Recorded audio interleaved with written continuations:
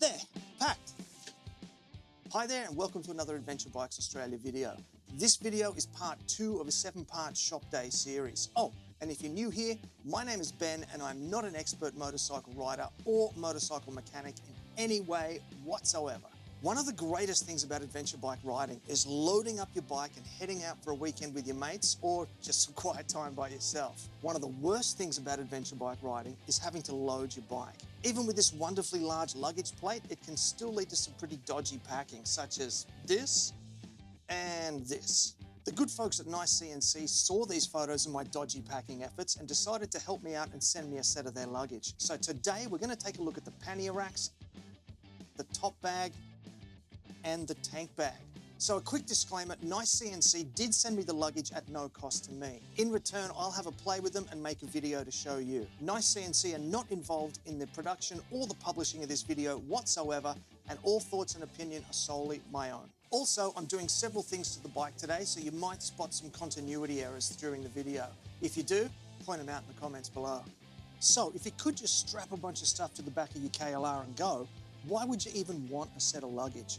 Well, firstly, luggage means you can pack more stuff, and more stuff means longer trips. And that's what we all want, right? Moreover, putting all your stuff into bags reduces the risk of losing some of that stuff along the way, and it also increases the waterproofosity, I don't care, you get it. Finally, and perhaps most importantly, a good set of panniers is going to let you carry the weight of all that stuff lower on the motorcycle. It's going to increase the stability, and it's going to mean you're going to have a much more pleasant experience overall. Okay, quick story. So last year, my wife's car was hit in a minor hit and run, and she had to take my truck while my son and I still had to somehow get to the airport to fly to Sydney for a festival that I was emceeing. Now, because her car was out of commission and she took my car, that meant the two of us were on the bike. And because there were two of us, that's why the luggage ended up stacked so high on the back. So we're off to Brisbane Airport on a very windy Friday afternoon. We pulled up in the airport parking garage, my son jumped off the bike, ripped off his helmet, bent in half over a drain with his hands on his knees, sucking in as much air as he could get. I asked if he was okay. He looked up at me and he said, "I almost threw up in my helmet." If I'd had all that luggage packed lower on the panniers, we would have been more stable on the highway. He wouldn't have nearly thrown up in his helmet, and he'd be a little bit more excited to get back on the bike again. But hey, now we have a funny story. So when it comes to panniers, you got two choices, hard or soft. These are soft panniers and are my first choice. I've heard too many stories of people coming off and getting their legs caught under the hard panniers and breaking them as a result. The trade-off is that the hard panniers tend to have more waterproofness. Let's not start that again. And are lockable, so the soft panniers are safer and you can strap them up tighter and smaller when you're not carrying as much stuff, meaning your stuff isn't going to bounce around as much. So let's talk features. These panniers are 27.5 litres each, which is massive. The bottom of the bag is made from thicker material, so you can remove the panniers from the bike and put them on the ground without worrying about damaging them. PE plates are included in the box, which you can put in the panniers if you wish to help prevent sagging, help them hold their shape, and also help things stay how you pack them. The saddle connecting the two panniers is adjustable to fit different bikes, so if you're luckier than me and have multiple bikes, you can easily transfer them from one bike to the next. Moreover, the panniers can be used with or without pannier racks, though if they sit less than 15 centimeters from the exhaust pipe, it is recommended to fit pannier racks to avoid burning a hole in the panniers. One of the most important features, however, is how waterproof these panniers are. They're described as super waterproof with a rating of IPX6. A quick Google reveals that an IPX6 rating means protected against high pressure water stream from any angle and is the highest rating possible before getting into the submersion ratings. That sounds pretty darn good to me, so let's get them on the bike. All right, so it's time for me to fit these panniers on the bike. Now, I have never ever done this before, so if you see me doing something wrong, make sure you tell me in the comments below. I'm all ears.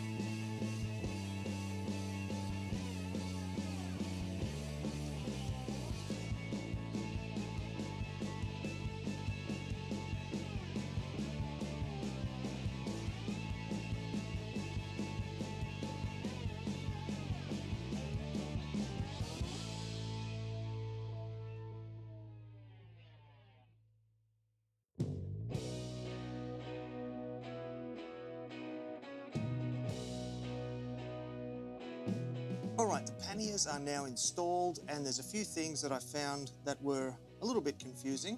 First of all, I think the KLR might have a bum that's just a bit too big for the saddle. Who knew? The Velcro on the top of the saddle here is just barely touching, but it's got these two big straps here holding it on as well. The bags don't sit quite as low on the pannier racks as I would prefer. They're not too bad, but I feel like it probably needs about maybe another 10 centimeters of distance. I can certainly let that out, let the straps out on top, but then the Velcro won't be touching on the saddle, but I don't think that's that big of a deal anyway. The only other issue that I found was that for some reason on this right-hand bag, there's an extra plug down in here, and on the left-hand bag at the front, there's an extra strap, and I just can't work out what they want that to do. It's not going to reach through to the other side, so I think that'll just be a zip tie job to make sure that stays back out of the way. But other than that, I think that looks pretty good. There's tons of storage space here. At the moment, they're only empty just with that plastic insert. So now, what's next? This is the NiceCNC 66-litre dry duffel bag. Like the Panniers, it's big, but it's not just a huge empty cavern. There are inner pockets for wet items separating wet from dry, and there's also a mesh outer pocket for drying wet items while riding. This is a great idea for an adventure trip when anything could happen. The outer walls of the bag are double thickness for enhanced durability, and there are various straps included so the bag can be used as regular luggage when off the bike. There is a handy vent feature for squeezing out excess air before strapping it down, and it shares the same super waterproof rating as the Panniers with an IP6 rating. Given the shape of the duffel bag, you could mount it across the seat and the Panniers, leaving the luggage rack free to pack more stuff, or you could run it along the bike, along the luggage rack and the seat. Let's have a play and check it out. All right, so now we're going to mount the top bag. It could go across the saddlebags like this, or you could run it down the bike like that across the luggage rack as well. Now, given that I like to take my swag with me when I'm out moto camping, I'm going to mount it across the saddlebags like that, which is going to leave me the luggage rack free to put that swag on there. Now, it's a bit awkward when it's not actually full of stuff. So assuming it's got stuff in it, you'd be folding it over and over, like that. Then you could use this clip, run it through the loop on the bag, and hook it up like that. So roll, roll, roll, roll, roll. There's nothing in it, I don't need to worry about adjusting the vent. And then grab this strap off the bottom, loop it through the panniers, and bring it back up into the top like that. That would give you the rest of the bag there. Okay, so the handle straps need to be put together, and then we must have these straps come over the top. Now the only thing that's actually holding the bag on at this stage is these straps here down to the panniers. So for my peace of mind, I'd be adding a couple of cam straps on there to the luggage rails as well, or the grab rails, just to sort of fasten that down. I like to run them diagonally, just to be sure.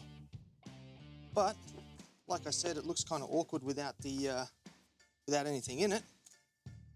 But, reckon that shows us what it looks like. What's next? All right, so the name gives it away for our last item today. This is a NiceCNC Tank Bag. It's a medium-sized tank bag, so you're not going to be putting a DSLR camera inside, but there's plenty of room for maps, a phone, a bag of lolly snakes, or, if you're in America, it connects to the tank via some strong magnets contained within it, but also comes with straps as well if you want that extra reinsurance. There's even extra straps to use it as a shoulder bag when you're off the bike. Very trendy. There are two really useful features that I want to be sure to mention. The first is this large plastic pocket on the front. This is perfect for maps, but also for putting your phone if you're using it as a GPS. Apparently, the plastic is sensitive enough to allow you to still use the touchscreen function. Let's give it a test.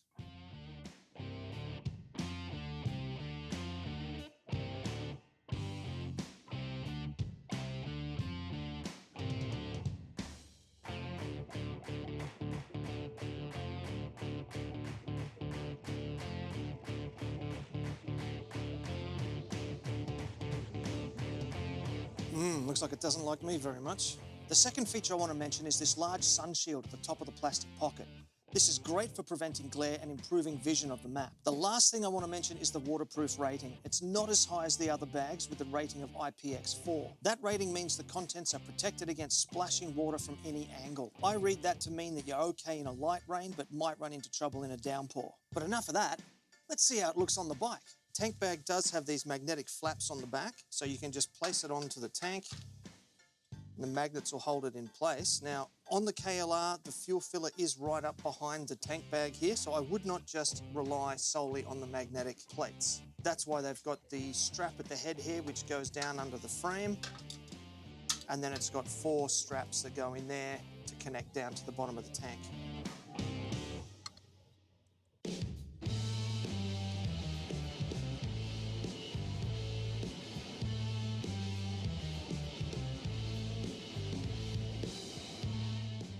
Not much space around the old KLR frame here.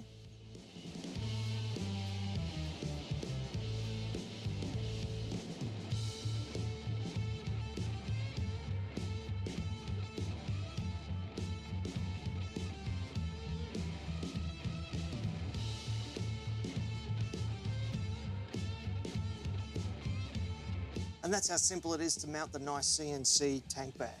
All right, now this wouldn't be an Adventure Bikes Australia video without a little testing. So here's what I've got. I've got a bucket full of dry sponges and a bag full of microfiber cloths. What I'm gonna do is put the sponges into the luggage and I'm gonna put the cloths up here into the tank bag because obviously that's not gonna fit in there. We're gonna simulate riding through a rainstorm. We're gonna see what happens. The tank bag does have a rain cover, but I'm not going to fit it because I just want to see how waterproof it is without the cover.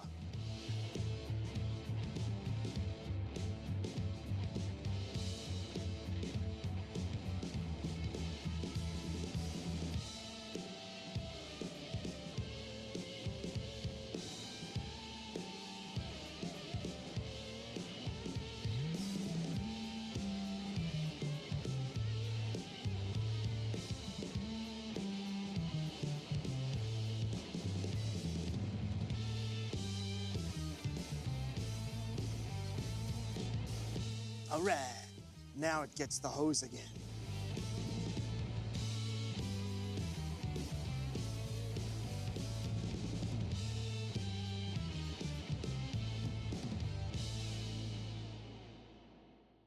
All right, with our water test now done, let's open them up and see how we went.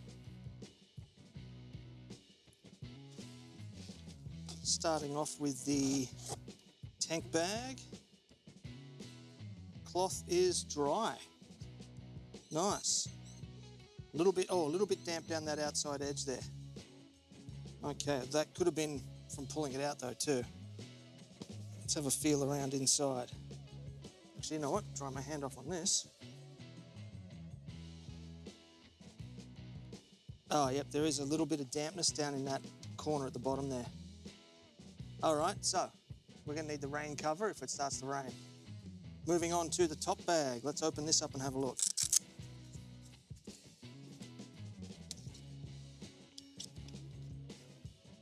Now, because this isn't full, I can see where water's been sort of pooling or puddling in the folds of the bag. So I'm sure if it was full, sides would be more taut, the water would run off. I'm expecting to see a little bit of water in here. All right, so sponge number 1, totally dry. Sponge number 2, totally dry. And dry my hand off, the feel test. I can't feel any water in there. That's awesome. Oh, there is just a few drops at the bottom there. All right, now we'll start with the left-hand saddlebag.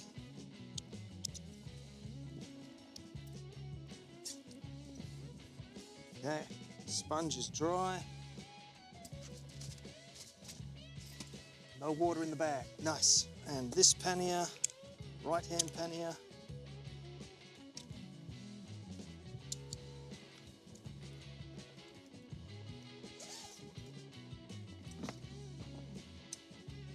Okay, sponge is dry.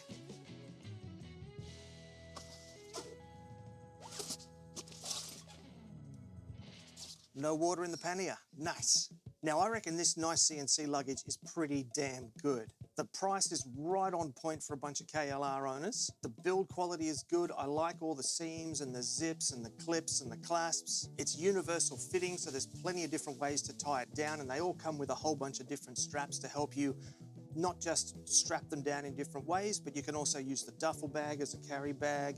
You can take the tank bag on, strap it around your shoulder, take that with you as well. Very well thought out and executed. Now, that water test was not as good as I was hoping it was going to be. We did have some water seepage in, but I'm betting that's because I don't have the bags packed properly.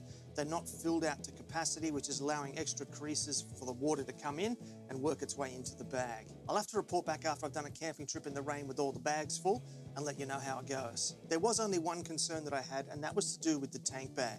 Given the material underneath and the way the straps lie, I'm concerned that it's going to wear the paint on the tank. So to get around that, I'm going to go and find some automotive wrapping businesses and just find out how much it would cost to have a clear wrap done on the tank before I leave this permanently on the bike. Now that we've installed this great new luggage, we can carry a bunch more weight. We need to do a mod that's actually going to cut some weight, balancing out what we've just done, and it's going to look trick-as too. The great news is it costs under $100, which makes it a KLR must-do mod. In the next vid, I'm going to install this mod, and I reckon by the time I'm done, you're going to want it too.